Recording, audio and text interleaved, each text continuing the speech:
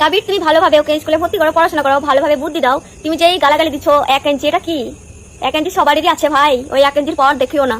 তো কালু বাচ্চা আমরা রোজ করতে ঘুরে চাই না, আর আমরা ঘুরে রোজ করবো না, আমরা কুত্তা থেকে ভাইরাল করবো না। তো আমাদের কালু ছোট বাচ্চাটার কোনো দোষ নাই, এখানে যা দোষ আছে কাবিরের। কাবির ছোট বাচ্চাটাকে যা শেখাচ্ছে, এখন থেকে যা শিক্ষা দিচ্ছে ও তাই শিক্ষা নিচ্ছে। তো কাবিরকে একটা কথাই বলবো যে তুমি ভিউ কামানোর জন্য একটা বাচ্চা ছেলের জীবনটা নষ্ট করো না ফালতু। আমরা কোনো গালাগালি ভিডিও করছি না, আরে ভালো ভিডিও, তাকে ভালো শিক্ষা দাও, স্কুলে ভর্তি করো, পড়াশোনা করাও। কয়টা ভিউজের জন্য আর কয়টা ইনকামের জন্য ও গালাগালি করছে। তো ওর মান সম্মানটা কোথায় যাচ্ছে বুঝতে পারছে না, এখন বুঝবে না, বড় হোক তখন বুঝবে। ওকে কেউ ভালো বলছে না, ওকে সবাই অমানুষ বলছে, বুঝতে পারলে? আমাদেরও মুখে গাল আছে, তোমরা কিছু কিছু মানুষ জানো আমরা কত হারামি। তো এটা বললাম না সোশ্যাল মিডিয়ায়, তো ভিডিও বানাচ্ছ সবাই।